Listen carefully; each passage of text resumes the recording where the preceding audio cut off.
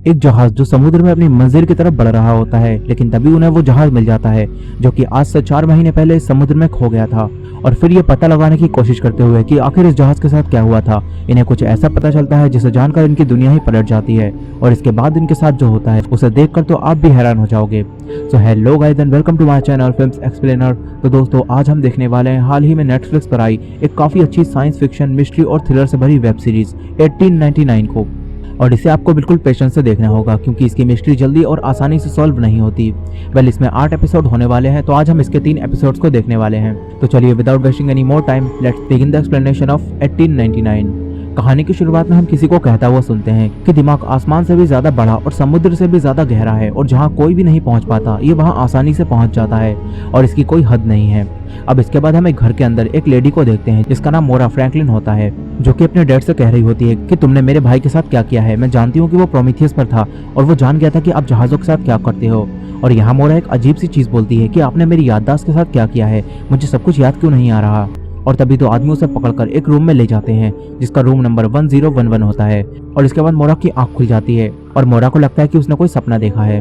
अब यहाँ हमें मोरा के बारे में पता चलता है जो कि ब्रेन की डॉक्टर है, और मोरा को उसके भाई का एक लेटर मिला होता है जिसके जरिए वो मोरा को न्यूयॉर्क में बुला रहा था क्योंकि वो अपने डैड के बारे में कुछ बड़ा जान गया था।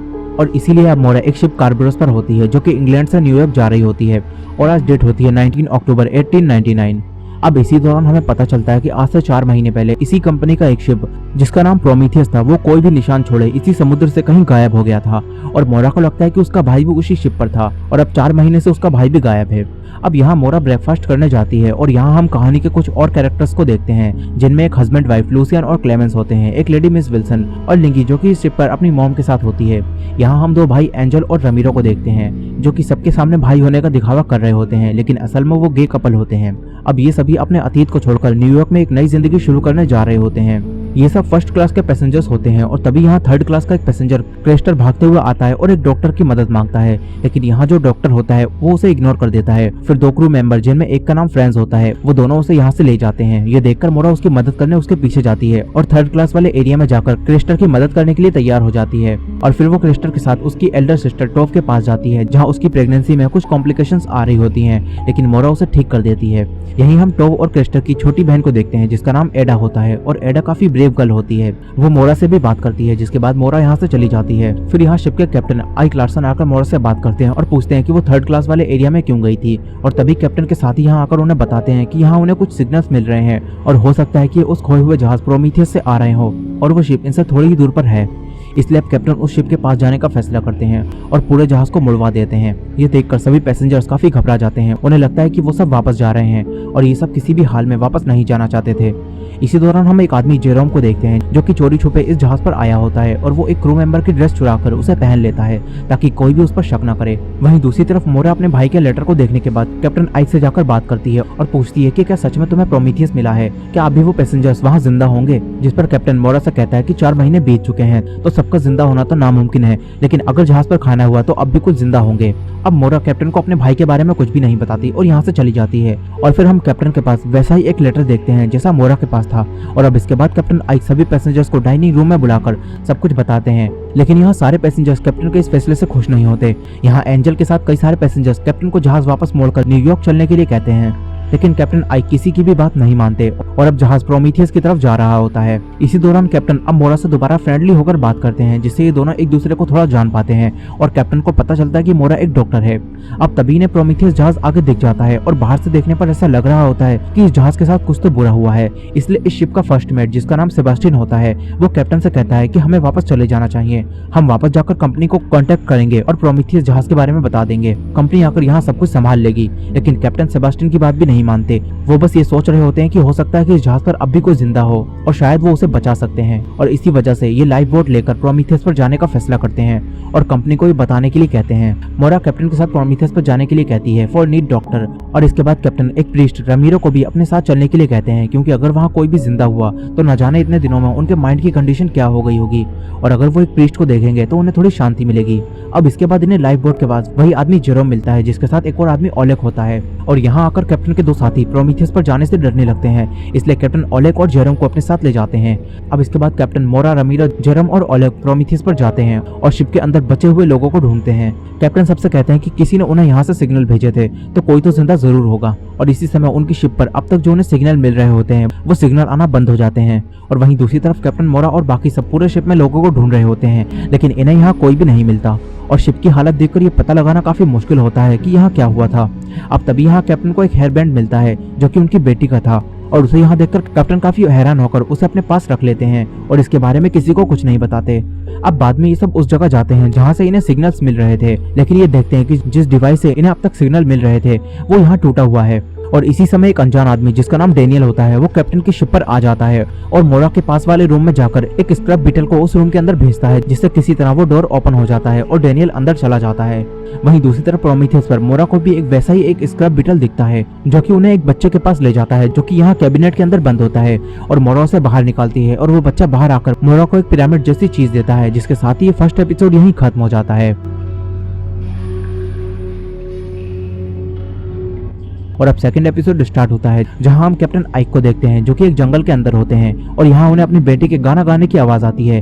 कैप्टन अपने घर की तरफ भागते हैं जहां वो देखते हैं कि उनके घर में आग लग गई है और यहाँ हमें पता चलता है कि कैप्टन आइक की पूरी फैमिली इसी तरह घर में आग लगने की वजह से मर गई थी। अब तभी कैप्टन की आंख खुलती है और वो अपनी शिप पर होते हैं और उन्हें लगता है कि उन्होंने कोई बुरा सपना देखा है और अब उस सबको याद करके कैप्टन काफी घबरा जाते हैं। यहाँ कैप्टन मोरा और बाकी सभी प्रोमीथियस से वापस अपनी शिप पर आ गए होते हैं और अब वो बच्चा इस वक्त मोरा के साथ उसके रूम में होता है, लेकिन वो कुछ भी बोल नहीं रहा होता। यहाँ कैप्टन के पास सेबास्टियन आता है और कैप्टन को बताता है कि वो कंपनी जिसके सारे जहाज हैं वो कह रही है कि प्रोमीथियस को वहीं डुबा दो, जो कि काफी अजीब बात होती है कि आखिर क्यों एक कंपनी अपने इतने बड़े जहाज को डुबो देना चाहती है। अब यही कैप्टन देखते हैं कि इनके सारे कंपास ने काम करना बंद कर दिया है और वो अचानक से खराब हो चुके हैं और कैप्टन की शिप अब भी प्रोमीथियस के पास ही रुकी होती है और कैप्टन अभी आगे नहीं बढ़ रहे होते। अब कैप्टन ओलेग के पास जाकर उसे पता करने के लिए कहते हैं कि बंकर में कितना कोयला है, जिसके बाद कैप्टन मोरा के पास जाकर उस बच्चे के बारे में पूछते हैं कि क्या उसने कुछ बताया, क्योंकि उन्हें अब तक कुछ समझ नहीं आ रहा होता कि आखिर इन्हें प्रोमीथियस से सिग्नल किसने भेजे और आखिर उस बच्चे को वहाँ किसने बंद किया। अब यहाँ कैप्टन मोरा से एक और अजीब बात पूछते हैं। वो कहते हैं कि क्या तुम्हें शिप पर कुछ अजीब महसूस हुआ था, लेकिन मोरा को ऐसा कुछ भी महसूस नहीं हुआ था। और तभी यहाँ कैप्टन को अपनी बेटी के गाना गाने की आवाज फिर से आने लगती है, लेकिन ये सब बस कैप्टन को ही सुनाई दे रहा होता है। मोरा या किसी को भी आवाज सुनाई नहीं दे रही होती और इसके बाद मोरा वापस अपने रूम में जाती है, जहाँ रूम के बाहर मोरा उसी आदमी डेनियल से मिलती है। मोरा उससे पूछती है कि क्या हम पहले मिल चुके हैं। डेनियल मोरा को जाना पहचाना लगता है, लेकिन डेनियल कहता है कि वो पहले कभी नहीं मिले। और फिर मोरा अपने रूम में जाकर उसी बच्चे से बात करके ये पता करने की कोशिश करती है कि आखिर प्रोमीथियस पर क्या हुआ था और उसे कैबिनेट के अंदर बंद किसने किया, लेकिन वो बच्चा अब भी कुछ नहीं बोलता और वही पिरामिड जैसी चीज मोरा को दे देता है। और अब तक पूरे जहाज में मौजूद सभी लोगों को ये पता चल चुका होता है कि प्रोमीथियस पर कैप्टन को सिवाय एक बच्चे के और कोई नहीं मिला है। वहीं दूसरी तरफ कैप्टन अपने रूम में होते हैं और तभी कैप्टन को फिर से अपनी बेटी की गाना गाने की आवाज आने लगती है, जिसके साथ ही वो अपनी बेटी को भी देखते हैं। कैप्टन उस आवाज का पीछा करते हुए एक रूम में पहुंच जाते हैं जहां वो अपने पूरे परिवार को देखते हैं, लेकिन वो समझ जाते हैं कि असली नहीं हो सकता क्योंकि उनकी फैमिली तो मर चुकी है।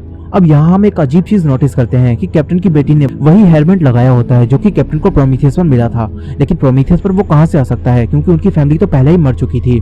और यही देखकर कैप्टन हैरान हो गए थे। अब यहाँ अचानक से सब कुछ गायब हो जाता है और कैप्टन को वही स्क्रब बीटल दिखता है, जिसके बाद यहाँ कैप्टन को एक ऊपर जाने का रास्ता मिलता है जो कि डायरेक्ट उनके रूम से कनेक्ट होता है। और ये देखकर कैप्टन काफी हैरान हो जाते हैं क्योंकि उन्हें लगता था कि वो तो शिप के हर एक हिस्से के बारे में अच्छे से जानते हैं, लेकिन ऐसा नहीं था।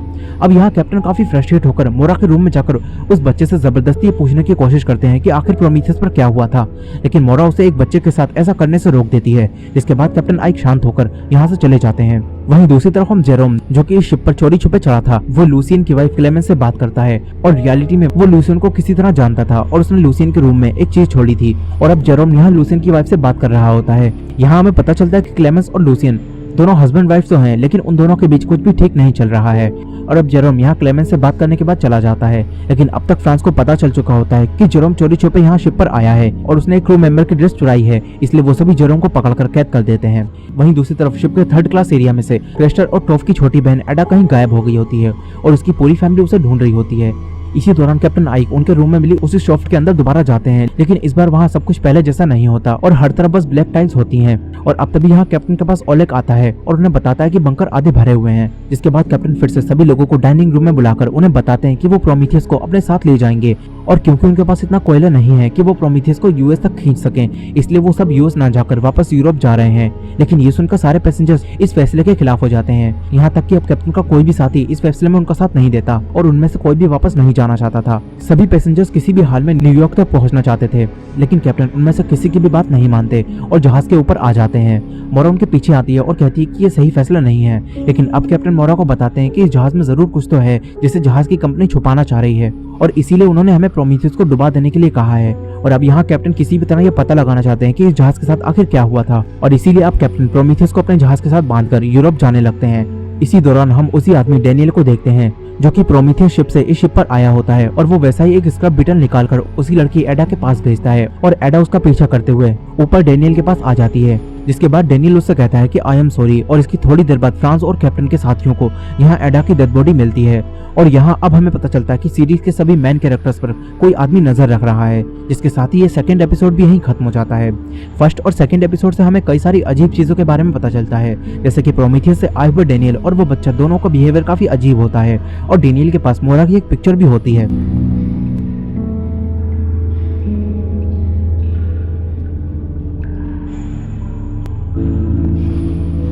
अब यहाँ से स्टार्ट होता है सीरीज का थर्ड एपिसोड, जिसकी शुरुआत में हम एक और कैरेक्टर लिंगी को देखते हैं, जो कि अपनी मॉम और एक लेडी मिस विल्सन के साथ इस शिप पर होती है। मिस विल्सन लिंगी की मॉम का फायदा उठाकर उनसे पैसे कमाती थी, और अब वो लिंगी का भी फायदा उठाकर उसके जरिए भी पैसे कमाना चाहती थी। लेकिन लिंगी की मॉम ये नहीं चाहती थी कि लिंगी भी इस सब में फंस जाए। वहीं दूसरी तरफ कैप्टन फ्रांस और उनके साथियों को मिली एडा की डेड बॉडी एक डॉक्टर को दिखाते हैं, लेकिन वो डॉक्टर उन्हें बताता है कि इसकी मौत का कारण पता लगाना काफी मुश्किल है। वो डॉक्टर कह देता है कि इसकी मौत शायद नेचुरल है या फिर ये स्ट्रोक या हार्ट अटैक की वजह से मर गई है। लेकिन मोरा भी यहीं होती है, और क्योंकि वो भी एक डॉक्टर थी इसलिए वो बताती है कि वो एडा से पहले मिल चुकी है और एडा बिल्कुल फिट थी, इसलिए उसकी मौत की वजह स्ट्रोक या हार्ट अटैक नहीं हो सकती।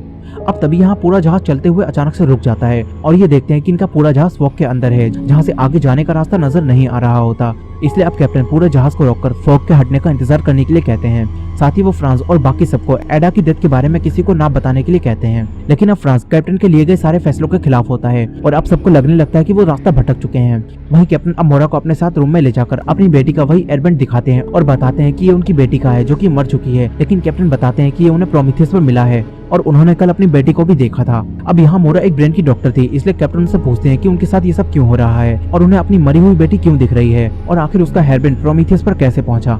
लेकिन मोरा उनसे कहती है कि आमतौर पर लोगों के साथ ऐसा तब होता है जब वो पागल होने लगते हैं। लेकिन ये सुनकर कैप्टन मोरा को अपने रूम में बेड के नीचे मिली उसी शॉफ्ट को दिखाते हैं और कहते हैं कि अगर वो पागल हो गए हैं तो ये यहाँ कहाँ से आया, क्योंकि कैप्टन इस जहाज के हर एक हिस्से के बारे में जानते थे और वो जानते थे कि वो पागल नहीं है। और इसलिए अब कैप्टन मोरा से कहते हैं कि वो वापस प्रोमीथियस पर जाएंगे और वहां जाकर प्रोमीथियस के कैप्टन की लॉगबुक को ढूंढेंगे, क्योंकि उसमें प्रोमीथियस के कैप्टन ने सब कुछ लिखा होगा कि वहां क्या हुआ था। अब ये सुनकर मोरा भी अपने भाई के बारे में जानने के लिए कैप्टन के साथ दोबारा प्रोमीथियस पर जाने का फैसला करती है और कैप्टन के साथ लाइफ बोट के जरिए फिर से प्रोमीथियस पर जाती है।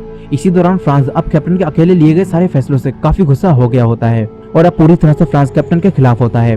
अब यहाँ फ्रांस के जाने के बाद जो फर्स्ट मेट सेबेस्टियन होता है वो एक पैनल खोलकर ट्रायंगल से बने एक सीक्वेंस को इनपुट कर देता है और इससे हमें पता चलता है कि सेबेस्टियन कुछ तो छुपा रहा है। वहीं दूसरी तरफ लिंगी अपनी मॉम से बात कर रही होती है और मिस विल्सन अब लिंगी को भी प्रोस्टिट्यूशन के धंधे में फंसाने वाली होती हैं, जिससे अब यहाँ लिंगी का उसकी मॉम के साथ झगड़ा हो जाता है और फ्रस्ट्रेट होकर लिंगी यहाँ से जहाज के ऊपर चली जाती है, जहाँ उसे ओलेग मिलता है जो कि लिंगी को कंफर्टेबल फील कराने में उसकी मदद करता है। वहीं थर्ड क्लास के सभी पैसेंजर्स कैप्टन के लिए गए फैसले से काफी नाखुश होते हैं और वो किसी भी हाल में यूएस जाना चाहते हैं। और अब फ्रांस भी कैप्टन की बात ना मानकर थर्ड क्लास में जाकर एडा की फैमिली को बता देता है कि एडा की मौत हो गई है, जो जानकर उनके परिवार को काफी दुख होता है। वहीं दूसरी तरफ कैप्टन और मोरा प्रोमीथियस पर उसके कैप्टन की लॉगबुक को ढूंढने की कोशिश करते हैं, लेकिन वो लॉगबुक इन्हें यहाँ कहीं नहीं मिलती। इसके बाद ये दोनों प्रोमीथियस के कैप्टन के रूम में जाते हैं और यहाँ इस कैप्टन के रूम में भी वैसा ही एक छुपा हुआ शॉफ्ट होता है जैसा कैप्टन आइक के रूम में था। अभी देखकर कैप्टन मोरा को बताते हैं कि कुछ महीने पहले 3 जहाजों का एक fleet British investor Henry singleton को बेचा गया था और उन जहाजों में न्यू कम्युनिकेशन सिस्टम डाला गया था। और यहाँ इन्हें शॉफ्ट के ऊपर एक ट्रायंगल दिखता है जो कि उसी कंपनी का है, जिसका मतलब है कि उसी कंपनी ने ये शॉफ्ट यहाँ बनाया है। अब कैप्टन कहते हैं कि एक और चीज है जो उन्होंने जहाजों में लगाई थी, और अब वो मोरा को अपने साथ जहाज पर उस एरिया में ले जाते हैं जहाँ से इंजन को चालू रखा जाता है।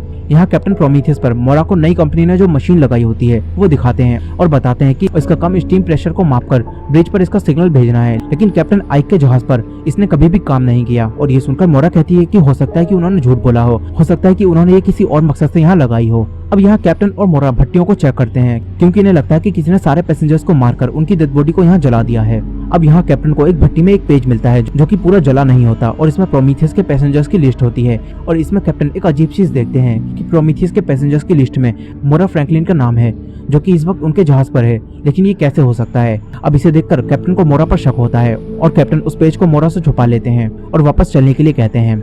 वहीं दूसरी तरफ शिप में डेनियल मोरा के रूम में जाकर उस बच्चे से बात करता है और पूछता है कि क्या तुम्हें वो मिला, जिस पर वो बच्चा मना कर देता है। और यहाँ हम ये जान पाते हैं कि ये दोनों किसी तरह एक दूसरे को जानते हैं। यहीं शिप पर मिस विल्सन लिंगी को प्रोस्टिट्यूशन के धंधे में फंसाने के लिए बिल्कुल तैयार थी और वो समझ चुकी थी कि इस शिप पर क्लेमेंस और लूसियन के बीच कुछ भी ठीक नहीं चल रहा है। इसलिए अब वो लूसियन को लिंगी का फर्स्ट कस्टमर बना देती हैं। लेकिन लूसियन यहाँ किसी गलत इरादे से नहीं आया होता और यहाँ हमें पता चलता है कि लूसियन एक सीरियस बीमारी से जूझ रहा है और वो जल्दी ही मरने वाला है और वो नहीं चाहता कि उसकी वाइफ क्लेमेंस को इस बारे में कुछ भी पता चले और इसी वजह से वो कुछ समय बिताने यहाँ लिंगी के रूम में आया है। अब यहाँ कैप्टन और मोरा वापस अपने शिप पर आ जाते हैं लेकिन अब तक थर्ड क्लास के सभी पैसेंजर्स अपने बीच होने वाले एक बच्चे की डेथ से काफी परेशान होते हैं और अब फ्रांस को यहाँ और लोगों की भी डेड बॉडीज मिलती हैं जो कि एडा की तरह ही मरे होते हैं। ये देखकर अब फ्रांस सारी बात फर्स्ट मेट सेबास्टियन को बताता है लेकिन सेबास्टियन कैप्टन का ऑर्डर फॉलो करने के लिए कहता है और ये सुनकर फ्रांस को अब काफी गुस्सा आता है और वो बंदूकें लेकर थर्ड क्लास में जाकर जो भी कैप्टन के फैसले के खिलाफ होता है उन सभी लोगों को अपने साइड कर लेता है। जिसके बाद वो सभी मिलकर इस शिप में कैप्टन के खिलाफ बगावत कर देते हैं और वो जबरदस्ती शिप को यूएस की तरफ मोड़कर प्रोमीथियस से दूर जाने का फैसला करते हैं। ये सब जानकर ओलेग कैप्टन को ये बताने जाता है लेकिन वो सभी उसे भी पकड़कर जेरोम के साथ कैद कर देते हैं। और रमीरो को जब ये सब कुछ पता चलता है तो वो भी कैप्टन को ये सब बताने जाता है लेकिन तभी यहाँ फ्रांस और उनके लोग आकर कैप्टन और रमीरो दोनों को ही पकड़ लेते हैं और ओलेग और जेरेम के साथ कैद कर देते हैं और जहाज को एक बार फिर यूएस की तरफ मोड़ दिया जाता है।